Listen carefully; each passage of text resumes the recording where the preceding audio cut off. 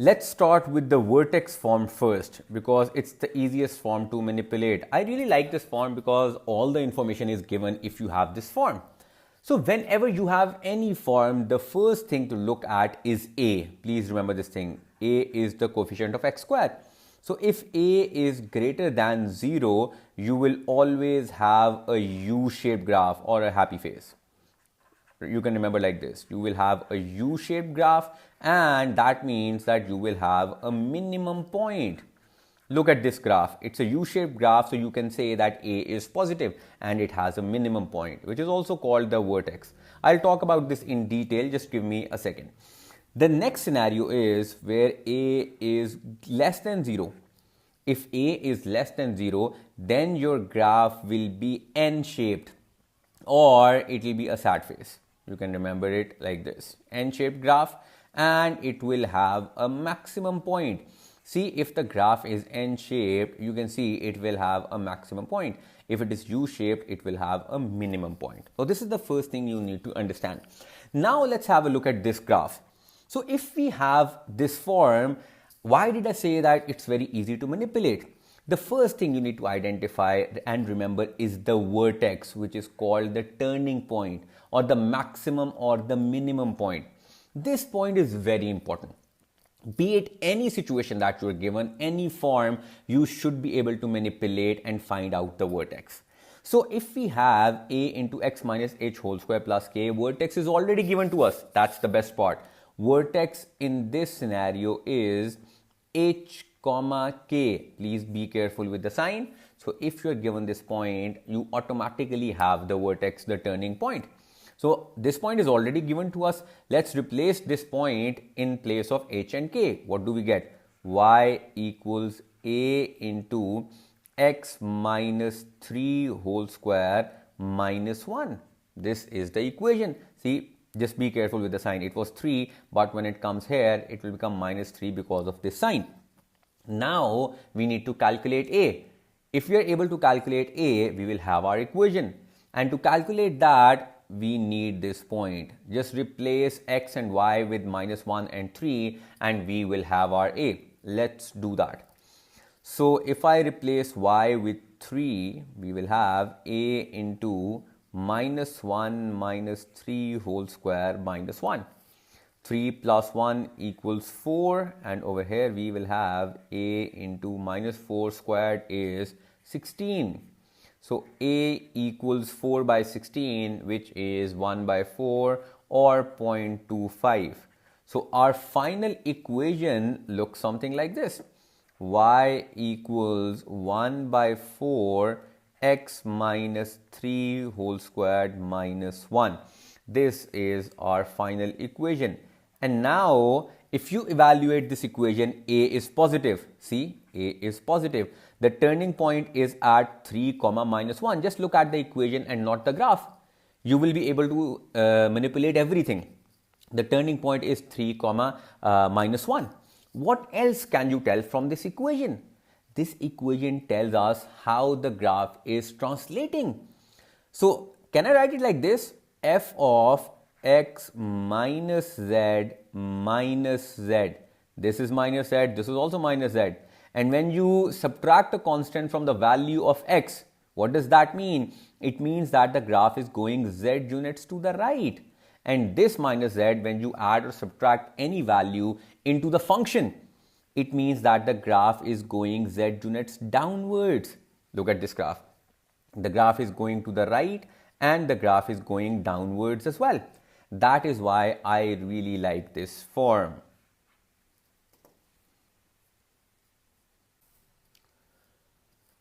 Let's have a look at the second form, which is the factored form, and it's written like this: y equals a into x minus p into x minus q. These are the factors of this equation, and that is why it's called a factored form. So whenever we are talking about factors, what do we mean? We have already discussed this in polynomials and graphs, and you should understand this. This is very important. Factors are solutions. Factors are zeros. Factors are x-intercepts. All these words are used interchangeably. Please remember this. So the factors are already given to us. If the factors are given to us, all you have to do is replace these values here and we will have our equation. Let's do that. Y equals a into, one of the factors is 1, 0. So it will become x minus 1 and x minus q will look something like this, x minus 5. This is our equation. Now we need to find a. And for that, we can take any point on the graph. Let's say we have this point. So if I replace this point in place of x and y, I'll have my a. Let's do that. Okay, so if I replace y with 5 by 4, we have 5 by 4 equals a into x, no, in place of x we have 6. 6 minus 1 into 6 minus 5. There you go. And we can easily calculate our a. So it will look something like this. 5 over 4 equals a into 5 into 1. So we've got 5s on both sides, so 5 and 5 will cancel out and we will be left with a equals 1 by 4. So our equation basically looks something like this. Y equals 1 by 4 x minus 1 into x minus 5. This is our final equation.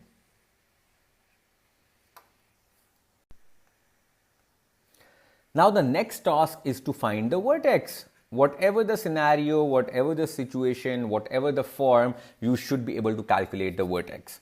So when you are given this form, the midpoint of the factors will give you the x coordinate of the vertex. What do I mean by that? It means that x1 plus x2 divided by 2 will give me the x coordinate of the vertex. So we have 1 plus 5. If I take the midpoint of it, what do I get? 1 plus 5 divided by 2 equals 3. So the vertex is at 3. If you put 3 back into the equation, we will have our y. Let's do that. Let's put 3 into the equation and see what do we get. Y equals 1 by 4.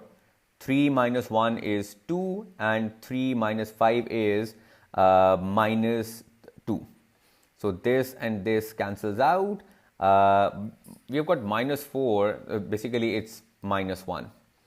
You can do the math and see. So the vertex is at 3 comma minus 1. See, this is minus 1. Another tip, please remember, if you are given 2 points which are at the same horizontal level on the quadratic graph, just take the midpoint and you will have the x coordinate of the vertex. What do I mean by that? Now you see, these 2 points are on the same horizontal line, which is the x-intercept. I can take another line, another point here, and let's say another point here. And if they are at the same horizontal level, take the midpoint and you will get this value again. You can take this point and this point, take the midpoint of this, you will get the same scenario. Please remember this. I've seen a couple of past paper questions like this, where 2 points are given and you have to find the vertex. Standard form, and it's written like this. Y equals ax square plus bx plus c. So how can you form this equation if you are given 3 points on the graph? And I'm extremely sorry, I filled this entire screen because I knew the calculation was a little long, and if I do it on my own, I'd need 2 more screens. But trust me, it's very easy. So we are given 3 points and nothing else. So what do we need to do? We need to replace these points in place of x and y and come up with 3 equations. So if you replace minus 1 and 3 into this equation, you will get this equation. Let's say this is our equation number 1. You can do the math and you will see that you will come up with this. If you replace 4 comma minus 3, which is this point, you will get 16a plus 4b plus c equals this. Let's say this is our second equation. And if you replace 6 comma 5 by 4 into this equation, we will get our third equation, which is 36a plus 6b plus c equals 5 by 4. Another purpose of doing this exercise is to teach you how to solve 3 equations. This is very important. To be very honest, that's why I want you to do this. You might come across a situation, a question where you have to solve 3 equations, and that can be a little tricky. This is basically a system of equations in which we have got 3 variables. Now what do? The first thing is to eliminate one of the variables. And how do we do that? If you subtract equation 1 from equation 2, which is this, you subtract equation 1 from equation 2, you can see you will get rid of the c variable here. And you will be left with this, 3a plus b equals minus 3 by 4. Now let's repeat the same exercise with equation 2 and 3. Subtract 16a plus 4b plus c, which is equation 2, from equation 3, and you will be left with this equation. Let's say this is equation 4 and this is equation 5. Now we have our two equations with two variables. Let's solve them, and what do you get? If you solve these two equations, you will get a equals 1 by 4 and b equals minus 3 by 2. Once you have these variables, just put them into the first equation to find your c. That's all you need to do. To sum up, whenever you have 3 points on a quadratic graph, you need to replace them with x and y and form 3 equations and then solve them simultaneously. For your ease, I have written all these points here. I've summed up the points. So the first step is to write all the equations in standard form, cleared of decimals or fractions. Look at my equations: a minus b plus c, 16a plus b plus 4b plus c, 36a plus 6b plus c. All are in the standard form, which are mostly a linear form, and you can write it like this: ax plus by plus c equals 0. Choose a variable to eliminate. We chose c, remember? Then choose any of the two of the three equations and eliminate the chosen variable. We subtracted the first equation from the second one, and that's how we eliminated c. Select a different set of two equations and eliminate the same variable as in step 2. Then we chose equation 3 and 2, and we subtracted equation 2 from equation 3 to get rid of c again.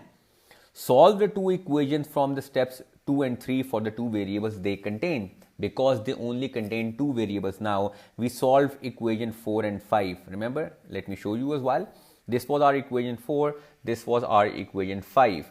We solve for these variables and then substitute the answers from step 4 into any equation involving the remaining variable.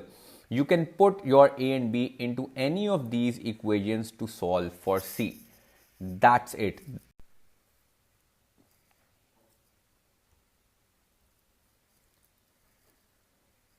Lastly, you should be able to calculate the vertex whenever any form is given to you. Especially when a standard form is given, this equation becomes extremely important, which is x equals minus b over 2a. This is so important that I'm pretty sure the examiner will ask you to manipulate this equation in one of the questions. Now, why is this so important? Because it is the line of symmetry of a parabola. Every parabola has a line of symmetry that divides that parabola into two equal halves. Let's have a look at our graph. So if we look at our graph, we have a line of symmetry, a vertical line at x equals 3. That basically acts as a mirror line, and divides our parabola into two equal halves. Also, it gives us the x coordinate of the vertex. And every parabola, when it's U-shaped or N-shaped, will have a vertical line of symmetry. Look at this graph, or look at this graph. Every parabola will have a straight line of symmetry. And the equation of that is this. So it also gives us the x coordinate of the vertex. So to sum up, if you want to find the vertex when the standard form is given, you will apply this equation. This will give you the x coordinate. You put this back into the function and you will have your y coordinate as well. This is our vertex.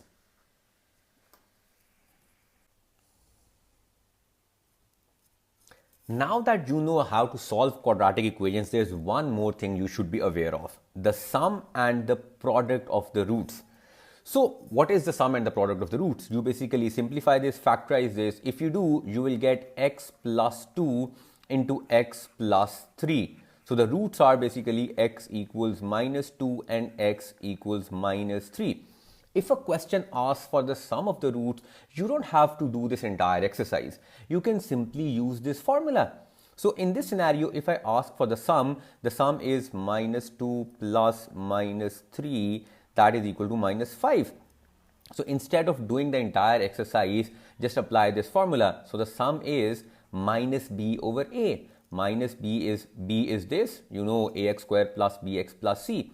So minus b is minus 5 over a is 1. The sum is minus 5. There you go. In one step, you're getting the sum. Similarly, if you want to find the product of the roots, what do? You have the formula which is c over a. So if I multiply these two solutions, what's the product? The product is minus 2 into minus 3. The answer is 6. So you don't have to do this. Simply apply this formula which is c over a. C in this scenario is 6 over a, that is 1. The answer is 6.